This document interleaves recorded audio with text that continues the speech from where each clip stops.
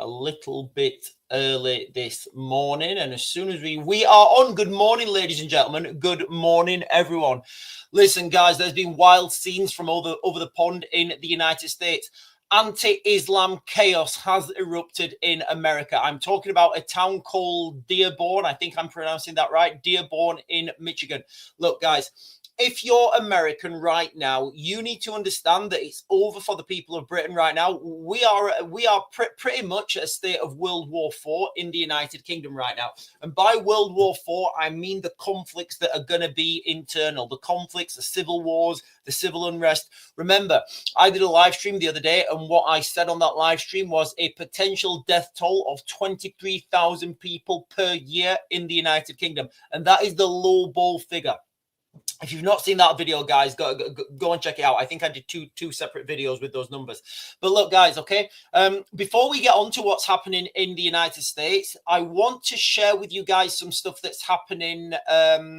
Basically, the video that Danny Tomo did. I want to share this with you guys, okay? So for those of you guys who don't know, especially if you're American, we literally have people now in the United Kingdom spending their own money, going to the beaches in France and trying to defend our own shores. Now, there's a couple of points that he makes in this video, and if you've not seen this video, guys, I recommend everybody goes and watches it.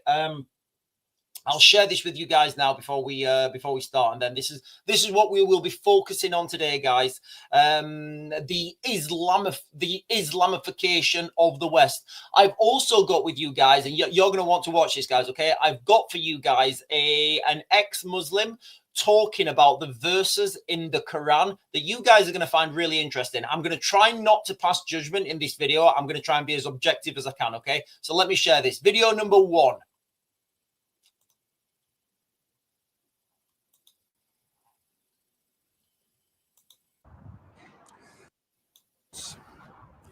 Sorry, just quickly, and for you guys on TikTok, you guys are watching on TikTok, you will only get the audio from this. I am sharing this on YouTube. As normal, guys, when I'm streaming on TikTok, YouTube, and X, which I'm doing today, I will close you guys down a little bit early because I've got a cup of Joe here, hot cup of Joe. And if I drink my hot cup of Joe while I'm on TikTok, I will get banned. So I want to drink my hot cup of Joe, so I will close you guys down a little bit early on TikTok. But anyway, you'll get the audio. Why am I here again? Let me explain it to you, because I need people to realize why we're doing this. So this is my second time coming to France. Why am I here today? Well, as you've probably seen by some of the footage that's come out today, we decided to start doing drone footage. We had some information come to us that because the boats haven't been sailing because of the weather, we found it a really good time to come over here and to basically show you the extent of what is happening. And also we want to try and find the boats, the place that they hold the boats, and potentially how the movement of the NGOs. The NGOs are responsible for predominantly a lot of what's going on. There's this lie that's being portrayed, even by people like GB News, talking about the amount of money these migrants pay to get on these boats. I can tell you now that these men don't have any items. They're throwing everything away. These men do not have £2,000, £3,000, £5,000, £6,000. I mean, if you think a man from the slums of Sudan or the slums of any part of Africa or Syria or Afghanistan are traveling here with £10,000 in their pocket, you're very much mistaken. This is an orchestrated, planned destabilization of our country. Did you hear what he said there, guys? Okay, did you hear what he said? For those of you who've been following my videos for a while, I talk about subversion, and I talk about the phases of subversion here in the United Kingdom. So that I've done this to death, guys, and it bores people, but there are 4 phases. I'm just going to rattle through it. There are 4 phases of they're depending on where you learn, but depending on who teaches you. Yuri Bezmenov, he's the one I go with. So Yuri Bezmenov's 4 phases of ideological subversion. Now, there's plenty of videos online about this. So the first phase is demoralization. That's already been done to the United Kingdom. And I've said lots of times, we are being destabilized right now. And we are, guys, as a country, the United Kingdom, we are being destabilized. And you've got to understand this. And all these crazy decisions that the government are making and all these things that you can't fathom. It all makes sense if you understand subversion. So we are, as Danny Tomo was saying there, as I've been saying for like since forever, we're in the destabilization phase now, but we're really close to the end of the destabilization phase. We're about to step over into the crisis phase. Now, the crisis phase, I believe, is going to come in the form of a civil war. But it's not going to be called a civil war because it'll be something totally different. It'll be something a lot more complicated. But just for the ease of conversation, I'm going to call it a civil war. Then what happens after that civil war? You get a phase of normalization. That's when the United States will move in, take over, and we will become part of the United States. This is a well documented process. It's a tried and tested system, and that's where we are right now, guys. Okay, we are being subverted, and this is all part of ideological subversion. So I'm going to skip forwards now, guys, to another part of this video. I'm not going to play the whole video because it's quite lengthy. It's like 9 or 10 minutes or something. 9 minutes 8 seconds. Right, let me just skip forward to another part. 4 minutes. 4 minutes. No, back. There. You know what that'll do. To do something we've never done before. So what this video is, it's calling, he's calling people out there. He's saying, look, we need manpower out here in France. Can you imagine the situation that we're in now, guys? Can you imagine the desperation? Can you imagine how people are actually feeling? That people are packing their bags and going to France to try and do the government's job for no money. And they're not nobody's sending these guys millions and millions. They're not getting governmental aid. They're not getting, they're not getting part of an NGO where they're all nice and fluffy. This is where we are now, guys. This is where we are in the United Kingdom. And for you guys in America, I'm going to jump to America I'm going to jump straight over to what's been happening in America after I've done this video. For you guys in America, look at what's happening in the United Kingdom. And don't think that this is not happening in America, guys. Don't think that this is not coming to America. And just as a quick question, do we think that there are any grooming gangs operating in America? I'm going to share with you guys a video in a minute, but I'm going to ask that question. If there's any Americans there, are you even conscious of how this works?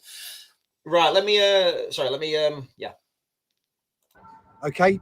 I love a protest. I love a demonstration. I've been doing it for many, many years. I've organised some of the biggest. But the time for that is not now. So what he's talking about here, guys, is, that I think people have come to the realization and the understanding, like I told everybody, like before these protests started, they're not achieving anything. Now, I'll let this video continue. Time for that is for other things. Demonstrations and protests are very important. It's a fundamental right, and it's very, very important. And we must make sure that we continue to do that. But we're in a different day and age now. We're in a day and age where our women and children don't feel safe in the streets of our country. And something needs to give with that. Because if it doesn't, what kind of country are we going to leave for our children? So basically he's saying, we need to do something, or what kind of country are we leaving for our children? Now, I've said this so many times, these protests are not achieving anything. I think these guys that are going to go over there and I'm not being negative. I just want everybody to understand that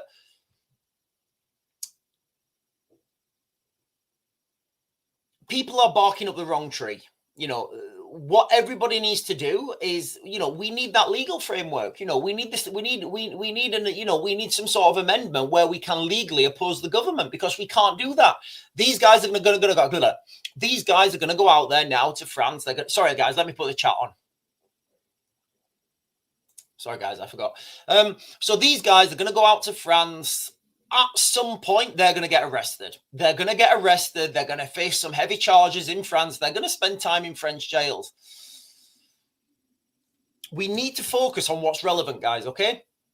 Going out to France and stopping a few boats is not going to stop this ideological subversion. And right now, in the United Kingdom, it's too late for us now. We can't vote our way out of this. There's no chance that we can vote our way out of this, guys. Absolutely zero. Right, so from America, what's been happening in America? Right, I've got I'll share this video with you guys now. So this is a video what was happening last night in America in a town called Dearborn. I'll share this with you guys now.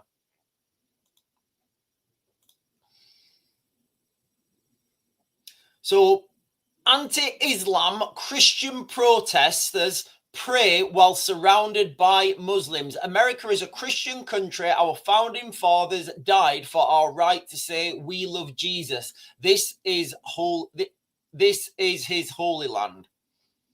Thank you for the strength. Well, thank you for the strength to be as bold as Judah, as bold as lions. Well, thank you for we ask that you reveal yourself to these Muslims in this crowd. Reveal yourself in dreams and in visions, Lord. Empower them in their day-to-day life, Lord.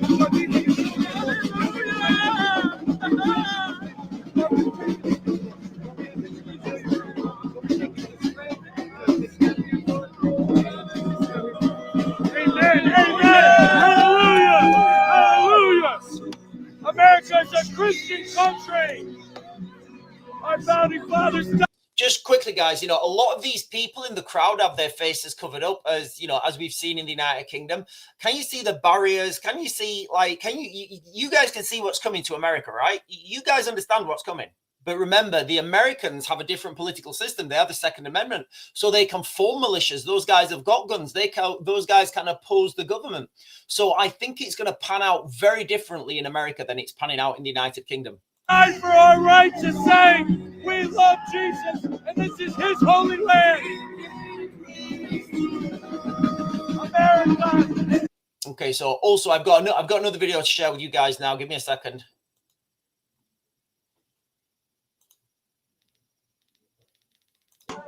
I believe they're going to cancel the 6:30 City Hall meeting because everybody's chimping the fuck out. They're chimping the fuck out. I don't have bananas. Chill out. I don't have bananas. This is not America. This is an insurgency. They are taking over our country. They're taking over our country. They want us all dead. Let's go. Wow, what's happening right now? People are pushing. Wow. This is Dearborn, Michigan right now. Yes, this is Dearborn, Michigan. Any racist is not welcome. No races here. If you can't be peaceful, but every race is welcome. If you're a racist, you're not welcome. At all. We do not. Every race is welcome. 1, 2, 3. Our president is a pedophile. So it's kicking off in America, guys. This is going to grow. This is naturally going to grow. This is going to grow into a system where they have similar problems that we have in the United Kingdom. You know, it's already, you know, we are at a situation now in the United Kingdom where I don't think there's certainly no voting. There's no way that there's no voting that we can do. There's no piece of legislation. There's no, you know, there's nothing that, barring a full-scale French type revolution, I don't know what can realistically change things in the United Kingdom from the direction of travel that we're going. Now, I'm going to do some Raven maths with you guys now. Okay. So, you know, I'm going to do a new thing. I'm going to do Raven logic. All right. So here's the Raven logic. Chris Philp with the Labour, I think it's not Labour, actually, Conservative Shadow Home Secretary or something. He made a post the other day and he said that he needed to, he said that here in the United Kingdom, we need to deport 1 to 2 million illegals. Okay. Let's just go with that number. I would expect, I'm saying that I'm saying that the actual number is far greater. I'm saying that the number to get things back to where people feel safe on the streets is far greater than 1 to 2 million. I would say 15 to 20 million. But let's go with that number, 1 to 2 million. Like, how likely, and I'm asking you guys now in the chat, how likely do you feel it is that the government can deport or remove 1 to 2 million people from the United Kingdom? Like, how likely do you think that is, guys? Like, if you think it's likely, you know, the government can come together and they can come to a consensus and they can get 1 to 2 million people on airplanes, on boats, whatever, and send them back somewhere else. And look, guys, even with 1 to 2 million people, illegals gone, I still don't think we would. I still don't think we would be at a place where we have safety. I don't. I think maybe 15 to 20 million people we need to, but they're my estimates. Now, if you think that is likely, then you think that there is a solid chance of bringing law and order back to the United Kingdom. If you think it's unlikely that the government in the United Kingdom can deport 1 to 2 million people, then there's no chance. Now, wherever you guys are on that scale, that's kind of your metric. That's your metric. If you think it's going to be impossible, like I do, to deport 1 to 2 million people from the United Kingdom, then there's no chance. There's no chance in voting. There's no chance in any legislation. It's over. People need to prepare for World War IV. And when I talk about World War III and World War IV, there's going to be 2 wars fought consecutively here, guys. There's going to be the international wars where our soldiers have gone away and they're fighting in a foreign land and using guns, bombs, tanks, rockets, planes, trains, and automobiles. And then there's going to be the war on our streets, which is going to be World War IV. And it does look like America are heading into World War IV. But let me just be very clear, guys, okay? The Americans have a fighting chance because they have the Second Amendment. They have lots of guns. They have the right to form militias, and they have the right, to stand their ground and protect themselves. I did a side-by-side video comparison the other day. I can't remember what it was. Put it in the chat if you can remember. I did a side-by-side video comparison of how the Canadians tell their citizens to act if they have a home invasion. So basically somebody breaks into their house and they want to rob them. The Canadian government, and I would say the British government would be very similar to the Canadian government. The Canadian government say that you have to, you shouldn't be taking things into your own hands. You should phone the police. In Florida, they say, the police chief in Florida says, listen, we like guns in Florida. If you guys come into a Floridian's house, I suggest that, you don't, because I'm suggesting that they blow you back out of that house with their guns. So you can see now that the Americans are hardwired to fight. Whereas here in the United Kingdom, we've been absolutely emasculated. Not me, guys. I'm not emasculated, honestly. Like, I eat beef and that beef gets more emasculated. That beef gets more testosterone.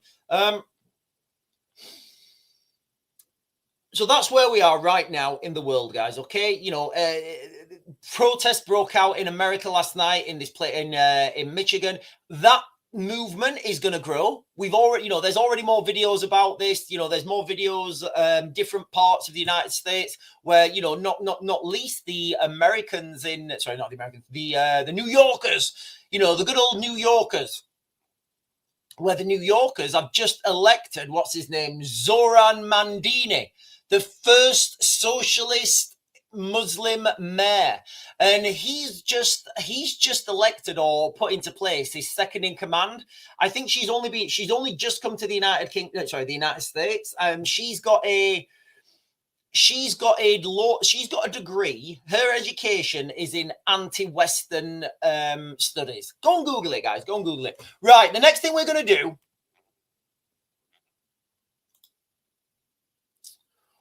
Okay, right. Guys, can somebody tell me if he says, right, let me have a look. I'm just going to have a quick look over here, guys, and see what the Defense Secretary is saying.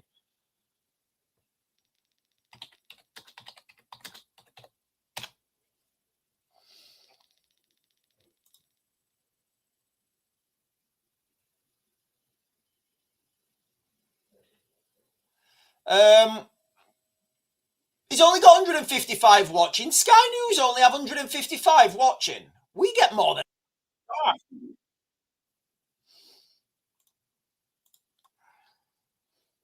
You'd think that Sky News with 9.1 million viewers would get more than 150 people watching. To that end, ladies and gentlemen, can you make sure you like, share, subscribe, all those things that help this channel grow? Like, let's listen to what he's saying.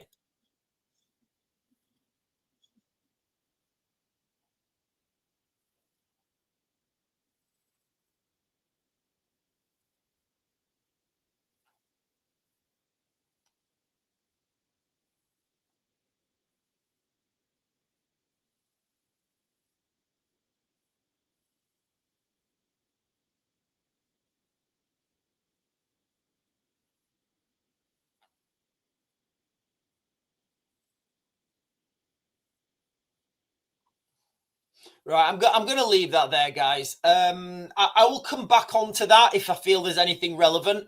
What I will say to you guys that are watching me on, you guys that are watching me now, I'll say this to you.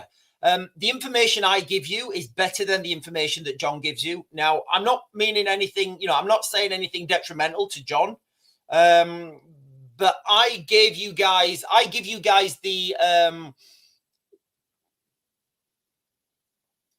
I give you guys this information. I tell you guys what's real on the ground before it actually happens.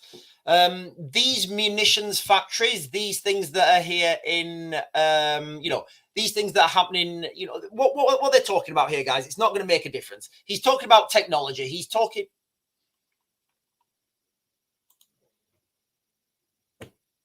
Guys, can't you hear me? Guys, can you hear me?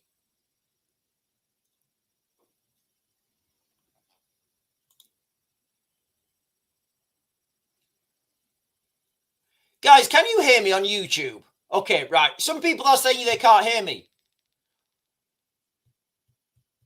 Okay, right. Okay. Sorry. Why are people right? Why is people saying there's no sound and there is? Right. Okay. Look, guys, if he's talking about defense, the stuff that they'll be talking about now, I've already spoken about months ago. Now, the reason this is because I give you guys the information before it comes out. I give you guys the on-the-ground information. When John gets his information, this is how John gets his information. John Healy, the Defense Secretary. He will get his information through the official sources. Now, the official sources they're not corrupt, but they are politically compromised. So, I don't know. Say that on the front line, I know how I've got friends who are right there on the front line now, guys. Okay, I've got friends who just left Pokrovsk. I've got friends who are building drones in Ukraine, all different types of drones in Ukraine, and they tell me what's happening on the ground, right at the spear tip, right? They tell me what's happening right at the tip. For that same information to get to the Defense Secretary, all right, he has to get that through his official sources. So he has to get that through his governmental sources. So he'll say, right, what's happening right at the spear of the tip? So they will send a Ukrainian guy out there, a Ukrainian military guy, because the Brits can't go that far out. And they will say, right, what's happening? Okay, this is happening. And then that Ukrainian will want to put a political spin on that because they've got a political agenda. So then they will tell their opposite number, and then they will write a report that will then get translated into English. That will have another political slant on it, and then that will get given to to John, the defense minister. So you see how long it takes for that to happen, and the political slant that gets on it. Look, guys, whatever John's saying there, I've already spoke about that. I will have already spoke about that, guys. Okay. Right, let's get back to this, guys, because I want to go back to I want to jump back over to what's happening in the United Kingdom, what's happening in the United States. I'm going to share with you guys an ex-Muslim, and he is exposing some very interesting verses on the Quran. Now, this is a relatively long video, guys, so please stick with it. But if you live in the United Kingdom, if you live in the United States, and you're trying to understand, and you don't understand why all this stuff's happening, and then you've got to understand the amount of people who, Shabina Mahmood, for example. Okay, you know what? Forget everything I just said. Remember this. Shabina Mahmood says that she is a Muslim first and that Islam dictates every aspect of her life. So she's a devout Muslim. All right, fair enough. Absolutely fine. I respect her for that. More power to her. Let's just listen to some verses in the Quran and you guys see if you can find any, and you guys see if you can find any problems with integration, guys. Okay, let's see if you guys can find any problems with integration here.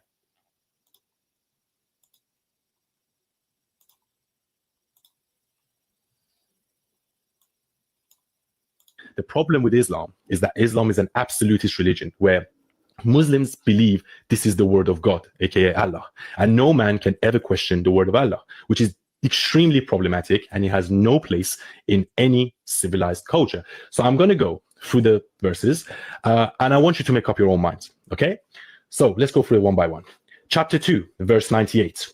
Allah is an enemy of non-Muslims. Chapter 3, verse 85. No other religion is accepted other than Islam. Chapter 8, verse 12. Allah will instill fear in the hearts of those who disbelieve Islam and Muslims. You cut their limbs by hitting their necks. Did you hear what he said there, guys? Okay, I'm just going to rewind that. I want you to listen to what he's saying here, okay? Islam and Muslims. You cut their limbs by hitting their necks. You cut their limbs by hitting their necks. Okay, whatever. What do you think that means? Well, he's going to tell you. And as you know, why do terrorist organizations such as ISIS, such as Boko Haram, even Taliban behead people? Where do you think they get that from? It says in the Quran. Chapter 3, verse 118. Make only Muslims your intimate friend. So, make only Muslims your intimate friends. Now, I'm just considering Shabina Mahmood. Is she what she says? And does Islam dictate her life? And if so, does she have any other friends that are non-Muslims? Because if she does, she's going away from the teachings as per what this gentleman's saying. Chapter 3, verse 28 and chapter 9, verse 23. Do not make friends with non-Muslims. And maybe that's why some Muslims, they don't assimilate when they come to the UK or anywhere else for that matter. They stay in their own group because it's in the Quran. Well, don't make friends with non-Muslims. And that is absolute, if you live in the United Kingdom, we all I know, listen, guys, I grew up in Rotherham. I know there are parts of Rotherham that are highly Muslim and that you don't go in there. There are other parts in the United Kingdom. And from the videos I've seen today, I would speculate that there are parts in the United States as well. Chapter 8, verse 39. Fight non-Muslims until the faith of Allah is fully established. And that is basically a call to action. And as I always said, one of the responsibility of Muslims is to do jihad and to Islamize the whole world. So when we talk about jihad, people think that jihad is on sword, on horses with swords and screaming. It's not. Jihad is anything that just makes life difficult for non-Muslims, And jihad is also, for example, Ricky Jones. No, let's not go with Ricky Jones. Let's just say, for example, that let's just say that a Muslim counselor is working as a Muslim counselor is working as a housing at council level. Let's just say there's a Muslim, and that Muslim is in charge of allocating houses to the people of that town or whatever. A form of jihad would be to serve the Muslims first and leave any Christians out, because that would be a form of jihad, because you're promoting you're promoting religion, and you are having jihad. It's peaceful. That you can have peaceful jihads, guys. There's no violence there. That is just selective choice. I'm not saying it. This is in the Quran. Chapter 22, verse 30. Idols are filth. Chapter 9, verse 5. Ambush and kill the idolaters, and whenever and wherever you can find them. Chapter 33, verse 61. Wherever the faithful and the idolaters are caught, they will be brutally killed. So, right, you know how people are saying, like, you know, brutally. Sorry, guys. I'm going to try and let this video flow as much as I can because it's 4 minutes long. Chapter 3, verse 62, chapter 2, verse 255, chapter 27, verse 61, and chapter 35, verse 3. There is no other God than Allah. Chapter 21, verse 98. Those who worship anyone other than Allah are the fuel of hell. Idolaters are pure and unholy. Chapter 4, verse 101. Kafirs are open enemies, and kafirs are basically sinners. So anyone that doesn't believe in Islam or... So I don't know if you understood that, guys. Okay, so what he's saying is anybody who does not understand Islam, sorry, who is not Muslim or is not Islam, is a kafir. Chapter 9, verse 123. Oppress the infidels. Oppress the infidels. So the infidels in this context would be anybody that's not Muslim. So in the Quran, it says, and look, guys, I'm not saying it. I'm just repeating what this guy's saying. And he is an ex-Muslim. You guys can go check him out yourself. I'll put on YouTube, I'll put the links in the, I'll put the link to this video in the bio. But what he's saying is oppress, basically they're saying oppress anyone who is a non-Muslim. So now you understand at council level how we've got all, you know, all these, you know, mayors and councillors, local councillors, you know, people of authority at local level. Where do you think their ideology is? And remember, America, this is coming to you if it's not already there. Chapter 9, verse 29. By humiliating infidels, make jizya from them. So if you don't know what jizya is basically a tax imposed on non-Muslims when Muslims govern the land. So what used to happen is that Muslims attacked certain countries and they established a caliphate.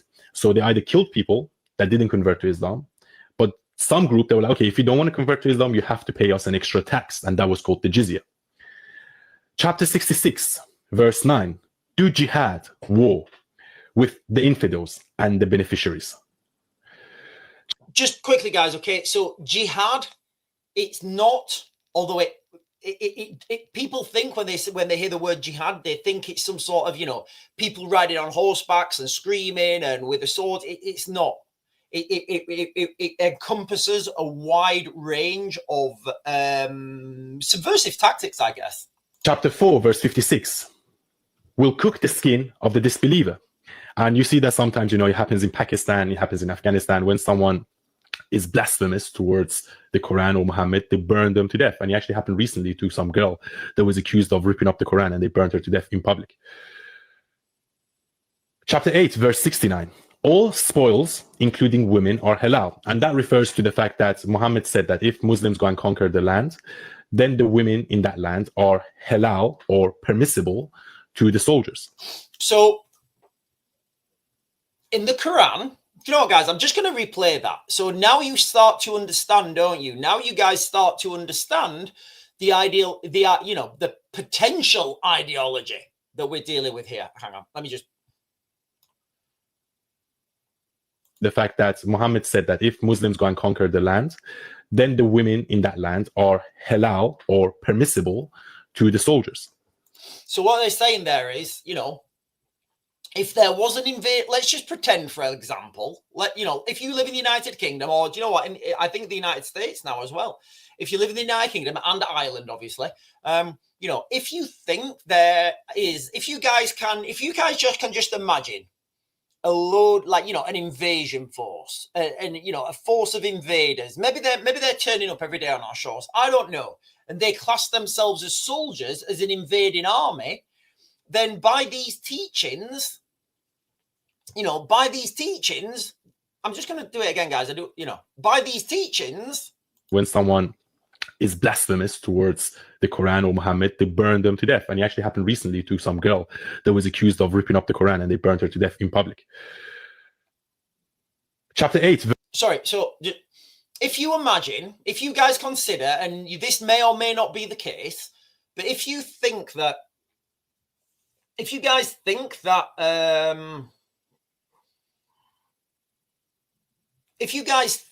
that here in the United Kingdom, we may or may not have an invading force coming into our shores every morning, every day, you know, potentially turning up and whatever, you know. If they believe that they are an invading force, then what does the Quran say about this? Well, they'll tell you here. Verse 69. All spoils, including women, are halal. And that refers to the fact that Muhammad said that if Muslims go and conquer the land, then the women in that land are halal or permissible to the soldiers. You see how this could be problematic if you live in the United Kingdom, right? You can see how importing hundreds of thousands of fighting age men, predominantly from Muslim countries, into our country. You can see how this could potentially cause problems, right? Chapter 9, verse 14.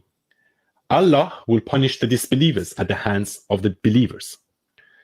Chapter 8, verse 57. Be cruel to the prisoners of war. And finally, chapter 32, verse 22. Take revenge on those who leave Islam. So as you know, the punishment for apostasy is death in Islam. And I'm considered an apostate because I'm an ex-Muslim. So I just went through these verses, okay, to just spread awareness, first of all. But at the same time, I want to know from the Labour government and from Keir Starmer, are we Islamophobic if we question these things? It says in the Quran, right? And I didn't go through the hadiths because the hadiths are 1,000 times worse. Are we Islamophobic if we question these things? Are we Islamophobic if we question the life of Muhammad? Because he took part in 29 offensive battles. He killed thousands of people, beheaded people, raped women, so on and so forth. So are we Islamophobic if we question these things? And for those of you that just wanted to increase your awareness, what do you think? I'm sure some Muslims watch this as well that probably don't know the Quran or don't know the religion very well. And I always say people that truly understand Islam are ex-Muslims. The problem... I'm going to leave it there, guys, okay? I appreciate that was a little bit of a long-winded video, but I just wanted to get it out there to show some people, you know, what kind of things, like, we are dealing with, you know. And anybody who thinks in the West that now, like, we can vote our way out of this, or, you know, somebody's going to be able to pass some sort of legislation in government and it's, you know, and everything's going to be fine. You are so misguided. You know, you're so misguided. Right, listen, guys, you lot on TikTok, thank you very much for hanging out with me this morning. Although I am going to close you guys down on TikTok because I've got a cup of coffee here. It's starting to get cold really fast. If I drink my coffee on TikTok, I will get swizzled and I'll get a restriction, and I don't want to get a restriction. So, ladies and gentlemen, you guys that are on TikTok, I am going to close you guys down now. I will continue this live stream over on YouTube and X. I'm the Real Raven 1 on YouTube. I'm the Real Raven 1 on X. And if you're not going to follow me over there, guys, don't worry about it because I'll be back tonight at 8. I hope to see you over on the YouTube. But if not, like I said, I'll see you guys later.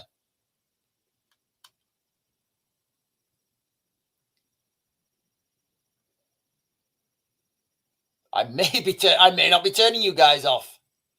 Right, it's not turning off. Right, turn off. All right, that's off. Right, there we are. Right, so there we are. Hang on, guys. I just need to respond to this message.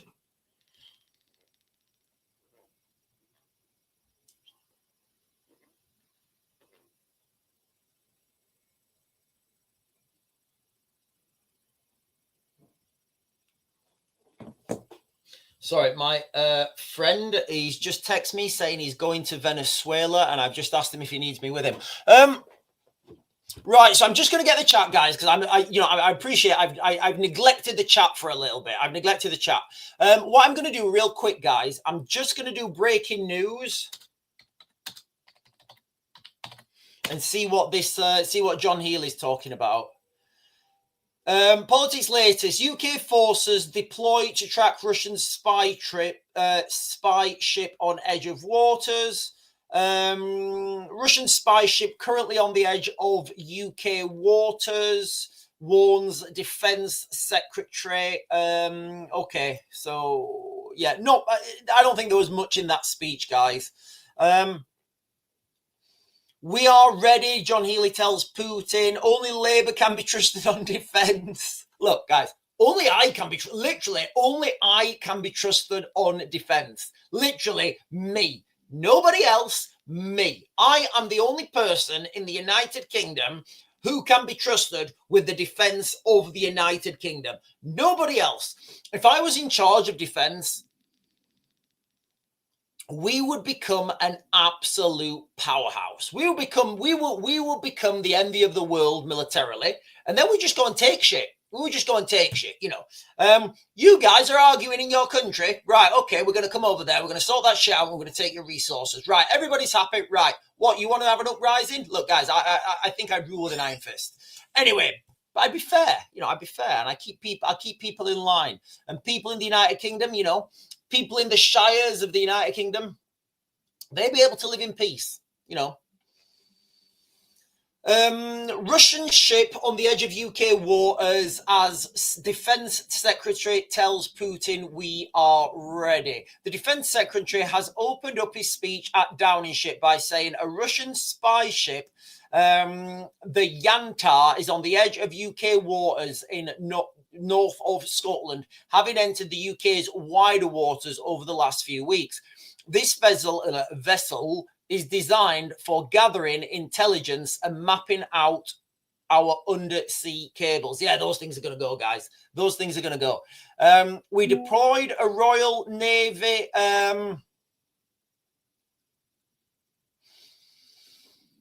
we deployed a Royal Navy frigate and RAF planes to monitor and track this vessel every move during which every move the Yantar. Sorry guys, a message just came up and I was reading the message as I was reading this and I realized I can't read two things at the same time.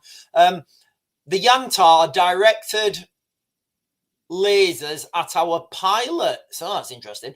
John Healy continued. That Russian action is deeply dangerous, and this is the second time this year that this ship, the Yantar, has deployed to the UK waters. I think the Yantar is a civilian ship. So my message to Russia and to Putin is this. We see you, we know what you're doing, and if the Yantar travels south this week, we are ready. Okay, so here's the thing, guys, okay? I've said many times that I believe World War III will start by accident. And, you know, all it's going to take is a little miscalculation, a little bit of saber rattling, and somebody responds somebody responds to that saber rattling.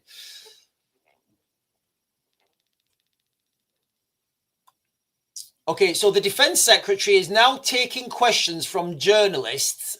He is asked by ITV to be straight with people, with the British public, about how close the UK is to conflict, given the level of public investment. John Healy replies that there is a threat from Russian spy ships. There have been widespread cyber attacks against our defense systems and greater aggression against NATO, as well as conflict around the world. But he says, that is why the UK has dramatically increased defense spending, which reflects on the new era of threat. So, you know, it's great that defense spending's gone up, but the problem is, you know, like I say on this channel quite a lot, you know, defense spending means nothing, right? Yeah, you guys know what I'm talking about, okay? Manufacturing means everything. So if you're spending, if you're spending £10 million a day on defense and you're only producing 5 artillery shells, and the Russians are spending 200 quid a month and they're producing 1,000 artillery shells, yes, you're outspending them, but you're not outproducing them. And, you know, this will come relevant in a couple of months or maybe next year sometime when people understand, what this actually means. So the next time you hear somebody saying we have increased defense spending, okay, look, guys, and believe me, we spend enough on defense anyway. We spend enough on defense. We need to increase defense production. And those two things but they're not linked. I promise you guys, they're not linked. They are absolutely not linked. Hang on. My friend says I should go to Venezuela with him.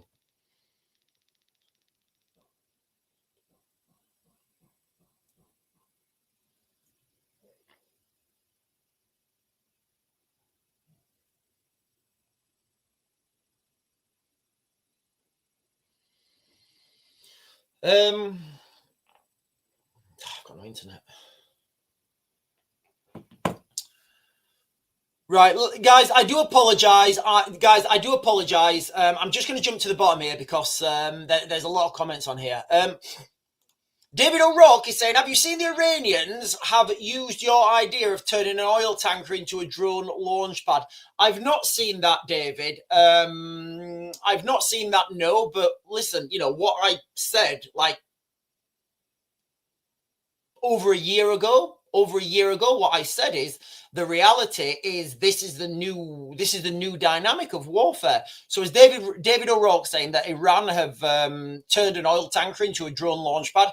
Can you imagine? And look, guys, I've been saying this for over a year. That's why you guys need to like, follow, subscribe, and share my stuff. So can you imagine, all right, US warship, all right, you know, it's there, it's in civilian waters or whatever, and an Iranian oil tanker sails past it. All of a sudden, there's 200,000 drones in the sky. They overwhelmed the US. They overwhelmed the US air defenses on that ship because they weren't expecting an attack. Whack, whack, whack, whack, whack, whack, whack. The ship goes down. How does that? Like, how do you respond to that? Like, how do you respond to that? What are your options? Right. Option one: return fire. Okay, return fire. I'm going to sink that ship because it's just attacked me and it may attack another ship. Well, that's going to be good, isn't it? You know, you're going to have an environmental disaster, and that is going to be then the media, the asymmetric warfare, the cyber divisions in Iran, potentially, Iran, North Korea, Russia, anywhere that is anti-West. They're going to say that the United States just sent an unprovoked attack on a civilian oil ship. So you're going to have an environmental disaster, and all your evidence is at the bottom of the water now. So, okay, right. So I'm not going to attack it. Right. Okay. So you send out your your Navy SEALs. You send them in to do a helicopter landing on that ship. All right, to take control of that ship. Guess what the Iranians do? They just chuck all the catapults and all the drone launching stuff. They just throw it overboard. The US Navy SEALs land on that ship, take control of the ship. Now you've got an international incident where US Navy are now being pirates because there's no evidence on that ship. All the drone stuff's been thrown overboard. Can you guys see now? Can you guys see the problems here? And this is going to be the new way of, this is going to be the new direction of war, guys, of naval warfare, asymmetric naval warfare. That is the reality. Danny Walker is saying there was about 20 helicopters on the runway at Dishforth Airfield yesterday. Everything from Chinooks, Apaches, and Lynxes. I thought they'd retired the Lynx. There's never going to be another Chinook, guys. That Chinook is absolutely fantastic. Like, the Chinook helicopter is an absolute beast.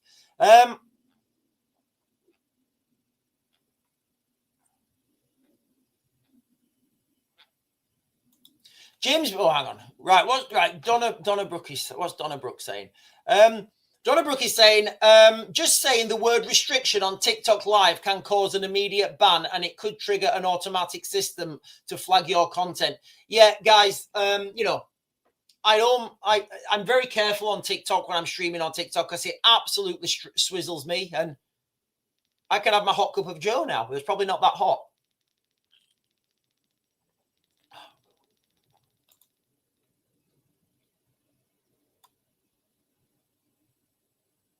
Oh, just saying the word restriction on TikTok can cause immediate ban. Okay.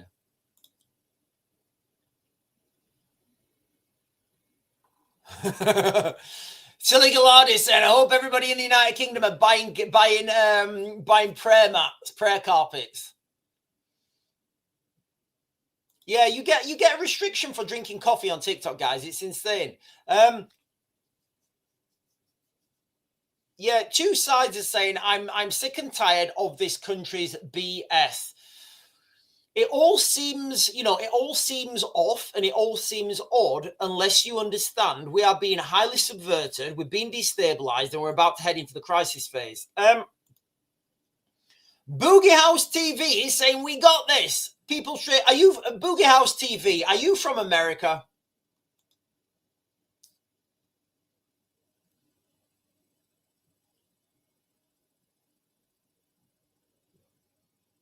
Right, listen, guys. I'm gonna run through what we've been talking about on this live stream again. So, first of all, we started this live stream and we were saying, so this guy Danny Tomo, I was only introduced to him like a couple of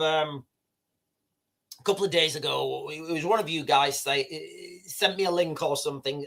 I think it was Donna, and she said it's she said his name was Fanny Tomo, but he's not. It's Danny Tomo. Anyway, so right now, look, guys, if you're international. If you're watching this live stream from another country, right now in the United Kingdom, we have men packing their bags. Right now, guys, we have men in the United Kingdom packing their bags using their own money, going over to France to try and defend our shores. I'm not making that up. That is the truth. That is what's happening. That is what's happening right now. And what he's saying on that, and I shared with you guys that video. A couple of things that he was saying was, first of all,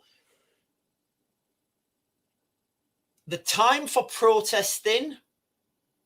I think he's disillusioned with protesting. I think he understands now what I was saying months ago. These protests won't achieve anything, and he's wanting to take direct action. Now, I think it's fine. I think it's great what they're doing. What I will say is a lot of those people are going to get arrested. A lot of those people are going to get arrested. They're going to get draconian sentences. They are going to get Lucy Conlid, guys. Believe me, those guys that are going over there, I wish them luck. I hope it doesn't happen. They are going to get Lucy Conlid. What people need to do, what people really need to do is get this legal framework where we have that legal framework to protect ourselves. Now, in the United States, there's been anti-Islam protests in a place called, is it Dearborn in the United States, in Michigan. Now, I was sharing with you guys some of those videos. They're wild scenes, they're absolutely wild scenes from the United States. Now, the difference with the United Kingdom and here's a question for you guys. Any of you guys that are American, or do you know what, if you're not American, do you think that the grooming gangs are or are not happening in America? Simple question, guys. Do you think the grooming gangs are or are not happening in America? We just saw the guy go through the parts of the Quran that says that if you are a conquering force, if you're soldiers in another person's country, the women of that country are halal. You can take those women for yourself. So I don't know, guys. Maybe America's like London, and maybe America's like London, and they just don't have grooming gangs because it's just speculative. Anyway, so that's what's been happening in the United States. Remember that the system in the United States is set up totally different to us. They have the legal framework to protect themselves. In America, they have guns, they have laws that actually allow Americans to defend themselves.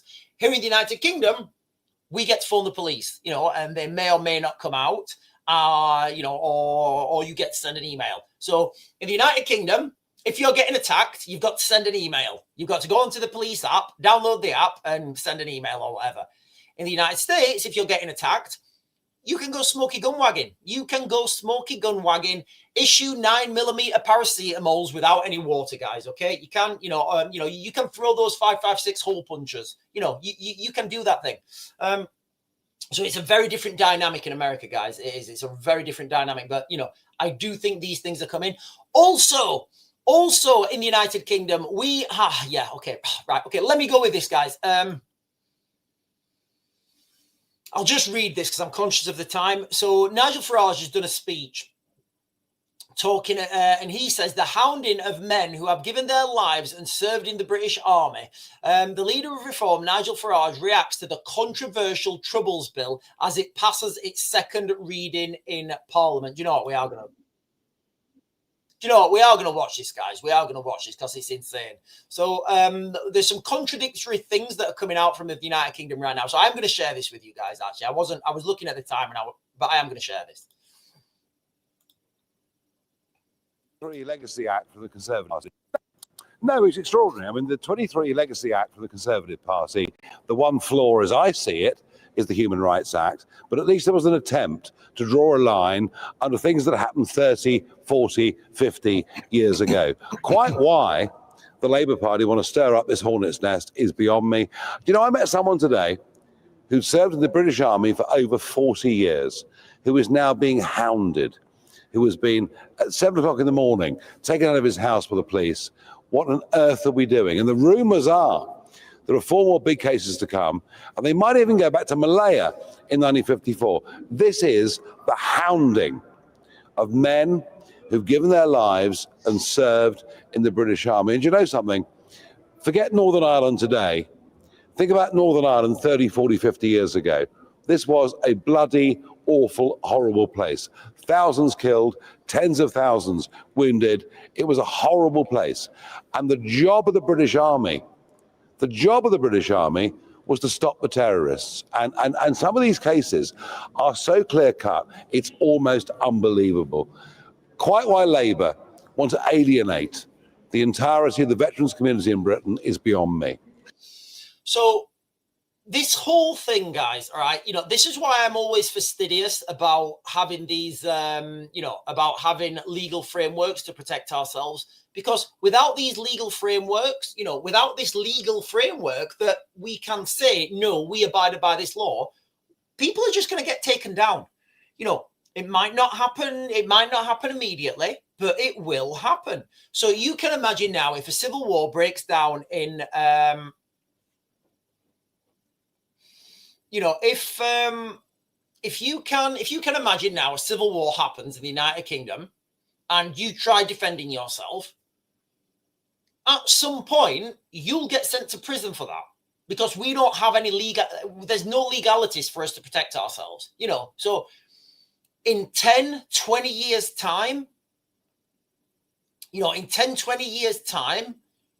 legal firms, because they want some money, and that's what it is, guys. I promise you, that is what it is. These legal firms who want some money, they want to get some legal aid, they want to do some human rights shit. Maybe even that guy in Birmingham, for every offence, there's a defence. I kind of like him, guys. I think I get on with him. Diametrically opposed, but I think I get on with him. I get on with everyone. So you can see now the problems that will present 10, 20, 30 years. And I get it, I get it. The problems are now. The real problem is now. You need to defend yourself now. You want your kids to feel safe now. That's why we need that legal framework. And I just, paradoxically, so Nigel Farage is there, talking about, so here's the paradox right now, okay? So, and this is live, guys. I'm doing this live, right? So we've literally just had John Healey on the news, yeah? Talking about, where is it? I'll give it actually. Right, okay. Right, do you know what? I'm going to share these things with you. Hang on, let me get these in order. This is going to be funny. This is going to be funny. Right, okay. Where are we? That one. No, hang on. I need that one. That one. Right, and then that one. Right, this is going to be funny. Right, this is going to be funny. Right, I'm going to share 3 articles. That one. Right. Okay. Right. I'm going to share these 3 articles with you guys. Okay. I'm just going to flick through them real quick. So, I've done it the wrong way. There we are. So, Nigel Farage is here. He's on the news and he's saying, we are hounding our veterans, for historic events, so we're chasing them through the courts, right? That's the reality. Okay. And then we've got John Healey saying that we are ready. His message to Putin and Russia is that we are ready. Britain is ready. We see you and we are ready. So John Healey saying we're ready. And then this article here from the BBC says UK lacks the plan to defend itself. So, like, you know, really, guys, yeah, to try and make stuff up what's happening in the United Kingdom, it doesn't make sense unless you understand subversion. We're massively subverted. So from the article there, Britain is massively underprepared. We're not prepared. When people come on the news and say we're increasing defense spending, fine. Are you increasing defense manufacturing? Because those things are not, those things don't go hand in hand. You can increase defense spending and decrease defense manufacturing. And are they spending on the right stuff? You know, are they spending that? Is the right stuff being produced? I don't know. I would speculate not, because the battlefield is changing so quickly.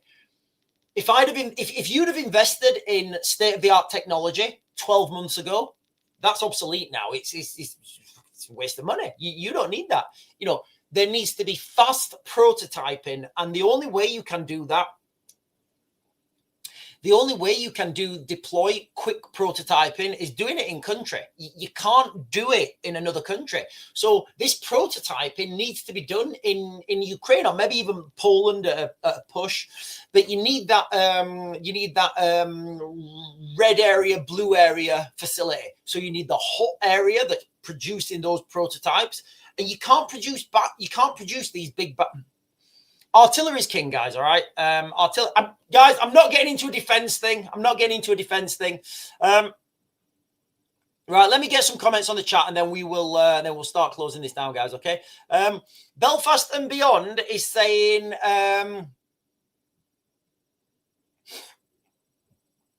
Did Nigel Farage not walk us hand in hand towards Brexit? Now he's coming out as being saviour. I'd say Nigel Farage gave us Brexit. And I would say the politicians, we never actually implemented Brexit in the United Kingdom. We never actually had it.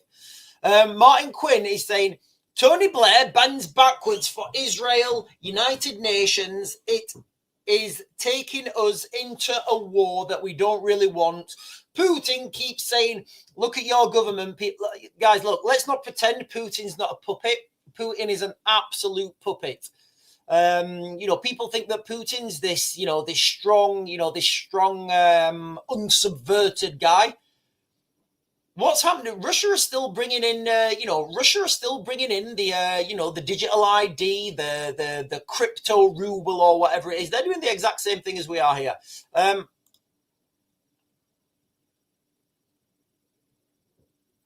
Palantir, all hope is in it. I don't think so, guys. You know, I always say all the information's out there. Do you know what a Palantir is? Do you guys know what a Palantir is? Or its correct pronunciation, Palantir. Do you guys know? Okay, so I'll tell you. Okay, a Palantir.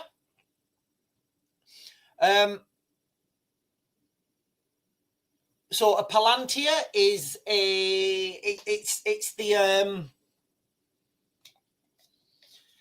the magic, it's the evil eye. It's the evil eye on Lord of the Rings. You know what? Go on. You know what? Sauron and Saruman used to communicate. That the Dark Lord uses to spy on people. It's literally what the Dark Lord uses to spy on people. Why call your company Palantir? I don't know, but that's what it's called. That is a Palantir.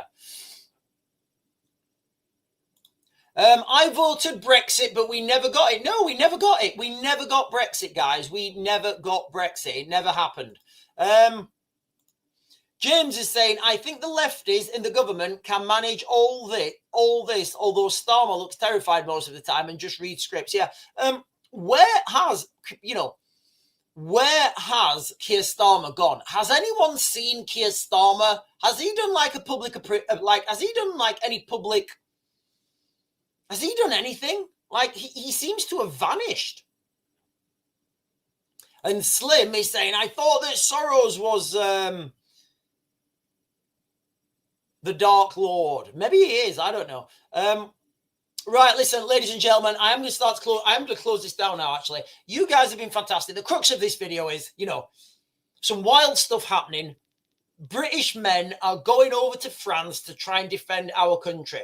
That's the reality where we are right now, guys, okay? I do think a lot of those people are going to end up getting Lucy Conley. They're going to end up in French jails. It's not going to be a good time for them.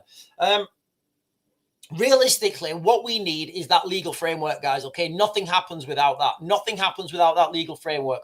For example, with that legal framework, we can mount a defense and we can resist the government. That is the reality. We've also got the anti-Islam marches, protests happening in the United States in a place called Dearborn. I think it's Dearborn. I may be wrong, but it's in Michigan. Scenes are cracking off, guys. It's going crazy. Nigel Farage is coming out and he's saying, you know, we need to stop hounding our veterans because of, you know, can you imagine? And this is what's really sickening to me, guys, okay? When imagine you send our soldiers, right? Send our soldiers to go and fight. Imagine just this scenario, right? Just try and imagine it as black and white as you can, right? All our politicians and our legal companies, they say, right, oh no, we don't want these Russians to come and hurt us. Send our army out there. Oh, protect us. And then right behind them, all the solicitors and the politicians are watching them. Right? Right, yeah, get him. Him later, number 42. Number 42. Number 42, we're gonna keep him. Yeah, Mark. No, let him keep fighting. And then we'll take him to court. Right? Who else is that a lot? Yeah. Look, he went against somebody's human rights there while he was clearing that trench. Yeah, got him. Like, that's how sick it is, guys. All right. If you're not going to support the soldiers, if you're not going to support the military, don't deploy them. It's simple as, guys. Absolutely simple as.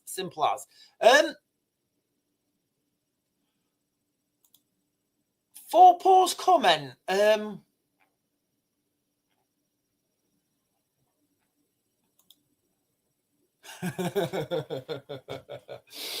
Okay, so this is going to take a while. Okay, so what I'm going to say now is not confirmed.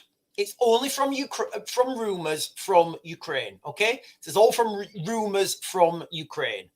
I think so. Okay, so I think we all know why a ski resort is being built in Ukraine. I think the real question is, where has that money come from? Am I right, guys? Thinking, I think we know why a ski resort's being built. And look, guys, it's a beautiful place. Ukraine's a beautiful place. The Carpathian Mountains, where that ski resort's being built, it is a beautiful place. Right, how long have we got? There's a scandal breaking at the moment in Ukraine. Right now, guys, there's a scandal breaking in Ukraine whereby... while everybody was focusing on defense. So, guys, this is for entertainment purposes. Okay, this is for entertainment purposes. You know, do your own research. This is just what I'm hearing from my sources on the ground in Ukraine. Okay, there was when everybody thought that all the money would be, you know, that everybody was looking at defense. You know, everybody was looking at money for defense.